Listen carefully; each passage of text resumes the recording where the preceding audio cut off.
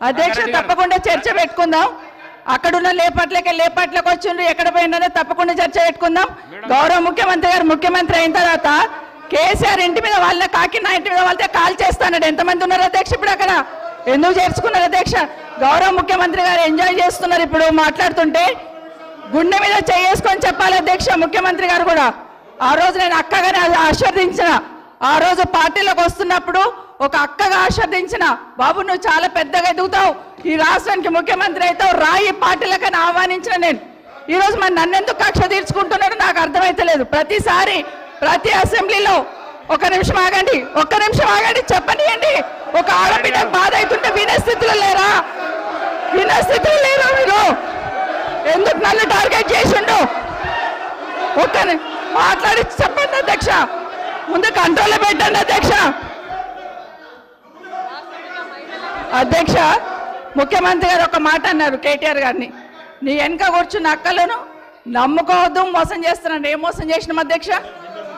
ఏం ముంచినాం అధ్యక్ష? ఈయనను ముంచినాం అధ్యక్ష.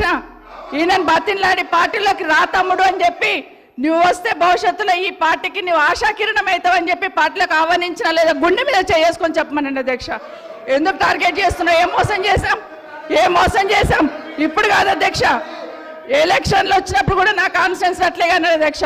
సభదాకా పొద్దున ఒక మాట మాట్లాడుతుంది, ఏం మాట్లాడినాం? పొద్దున ఒక మాట, రాత్రి ఒక మాట. ఎవరిని అవమానిస్తున్నావు ఒక్కసారి ఆలోచించండి ముఖ్యమంత్రి గారు. ఎందుకు అవమానిస్తున్నావు? ఎందుకు కక్ష? ప్రతిసారి టార్గెట్ చేస్తున్నావు. ఈరోజు ఏం మోసం చేసినాం? మేము ఆడబిడ్డలం విత్డ్రా చేసుకోవాలి అధ్యక్ష.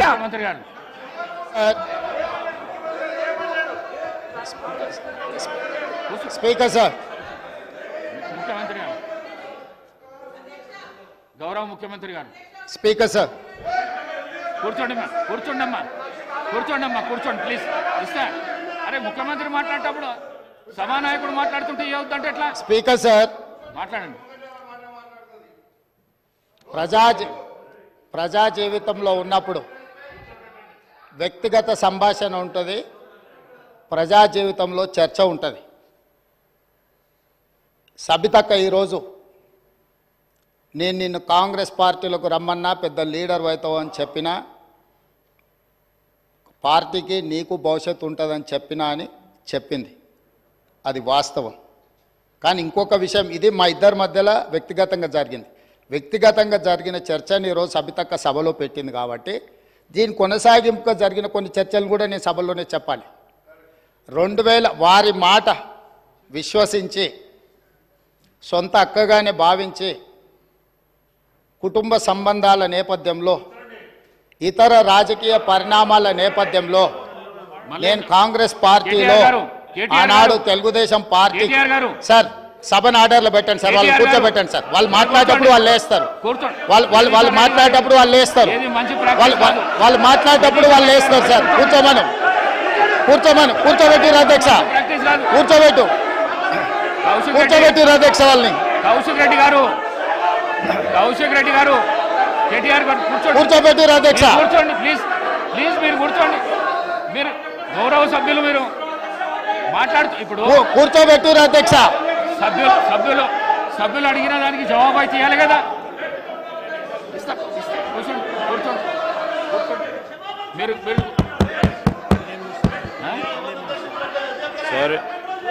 సార్ సభానాయకులు మాట్లాడుతూ ఉన్నప్పుడు కనీస గౌరవం అధ్యక్ష లేదు. కూర్చోవాలి, హౌస్ ఆర్డర్లో ఉండాలి. అనేక సందర్భాల్లో ఇట్లాంటి సంఘటనలు జరుగుతూ ఉంటాయి, అనుమానాలు ఉంటాయి వారికి. అవన్నీ ఈరోజు చాలామందికి తెలుసు.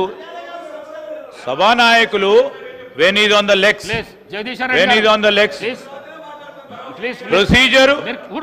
ప్రొసీజర్ పరంగా కానీ ఈ రోజు సాంప్రదాయం ప్రకారం కానీ సభానాయకుడు నిలిచినప్పుడు సభను ఆర్డర్ లో పెట్టాల్సిన ధర్మం అందరిపైన ఉంటుంది అధ్యక్ష. తప్పకుండా డైరెక్షన్ ఇవ్వండి హౌస్ కి. వారికి అంత ఇంట్రెస్ట్ లేకుండా వెళ్ళిపోమని చెప్పండి అధ్యక్ష. ఏంది మా అధ్యక్ష ప్రతి సందర్భంలో కూడా అరే వారు ఎవరు పేరు తీయలేదు అని చెప్పారు సార్. ఎవరు పేరు తీయలేదు, ఎందుకు ఉలికి పడతా ఉన్నారు అధ్యక్ష? కూర్చోండి మీరు. కాదు, ఎవరు పేరు తీయలేదు అధ్యక్ష. దీంట్లో ఎవరు పేరు తీయలేదు, ఈ రోజు ఎవరు పేరు తీయలేదు.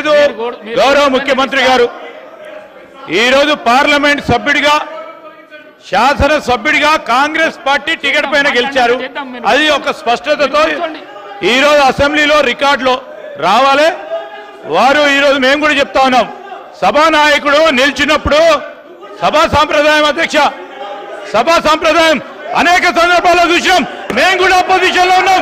మేము సభానాయకులు మాట్లాడుతున్నప్పుడు చెప్పిన ఏం మాట్లాడుతున్నారు సార్ వీళ్ళు? అనేక సందర్భాల్లో చూసినప్పుడు ఏంటది? ఏం భయపేస్తున్నాడు సార్? ఇదేం సార్? ఇదేం సార్ ఇది? అరే ఏం మాట్లాడతారు సార్? లెజిస్లేటివ్ మంత్రిగా నాకు పూర్తి స్థాయిలో నాకున్న ప్రివిలేజ్ ను కూడా వారు ప్రశ్నిస్తా ఉన్నారు అధ్యక్ష. ఏం మాట్లాడుతున్నారు? నేను అప్పీల్ చేస్తా ఉన్నాం. సభానాయకుడు మాట్లాడుతూ ఉన్నప్పుడు రెచ్చగొట్టే విధంగా రెచ్చగొట్టే విధంగా ఈరోజు మేము చెప్తా ఉన్నాం అధ్యక్ష. సభానాయకుడు నిల్చొని మాట్లాడుతూ ఉన్నప్పుడు, ముఖ్యమంత్రి గారు మాట్లాడుతూ ఉన్నప్పుడు హౌస్ ఆర్డర్ లో ఉండాల్సిందే, కేటీఆర్ గారు హౌస్ ఆర్డర్ లో ఉండాల్సిందే అధ్యక్ష. కొత్త సాంప్రదాయాన్ని సృష్టిస్తే తప్పకుండా మేము కూడా రెజల్యూషన్ మూవ్ చేస్తాం. దానిపైన కార్యక్రమాన్ని మొదలుపెట్టాం. స్పీకర్ సార్,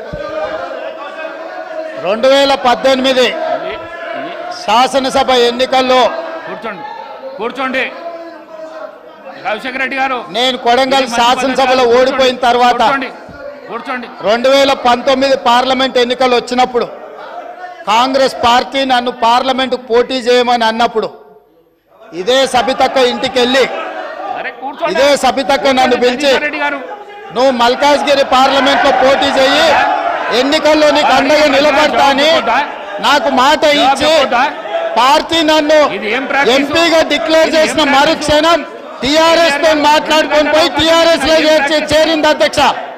తమ్ముడుగా నన్ను పిలిచి మల్కాజ్గిరి పార్లమెంట్ లో ఎన్నికల్లో పోటీ చేయమని నన్ను ప్రోత్సహించి పార్టీ నన్ను ఎన్నికల్లో అభ్యర్థిగా నిర్ణయించిన తర్వాత కేసీఆర్ మాటలకు అధికారం కోసం కాంగ్రెస్ ను వదిలి టిఆర్ఎస్ పార్టీలో చేరి మంత్రి పదవి పొంది తమ్ముని మోసం చేసింది కాబట్టి ఈ రోజు నమ్మొద్దు అని కేటీఆర్ కి చెప్పిన అధ్యక్ష.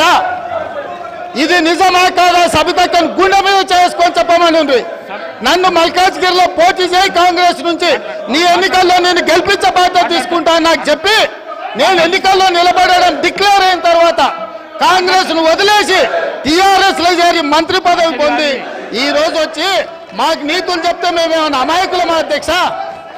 కాబట్టి ఇవన్నీ చర్చలు. ఈ రోజు నేను ఏ మాత్రం కూడా వాళ్ళ పేరు తీసుకోకపోయినా మీరు వారికి అవకాశం ఇచ్చిండ్రు. మీరు అవకాశం ఇచ్చినందుకు నేను అభ్యంతరం చెప్పలేదు. ఇంకేమైనా చర్చ ఉంటే ఇప్పుడు కొత్త గవర్నర్ గారు వస్తున్నారు, ఎయిర్పోర్ట్ కి వెళ్తున్న గవర్నర్ గారిని రిసీవ్ చేసుకోవడానికి మళ్ళీ వెనక్కి వచ్చి అన్ని వివరాలు నేను అన్నిటికీ సమాధానం చెప్తా. మా డిప్యూటీ చీఫ్ మినిస్టర్ గారు అప్పటి వరకు సభ నడుపుతారు. కొత్త గవర్నర్ గారిని రిసీవ్ చేసుకొని రాజ్భవన్ విడిచిపెట్టి మళ్ళీ సభలోకి వస్తా అధ్యక్ష. అందరికీ కలిపి సమాధానం చెప్తా అధ్యక్ష. ధన్యవాదాలు అధ్యక్ష.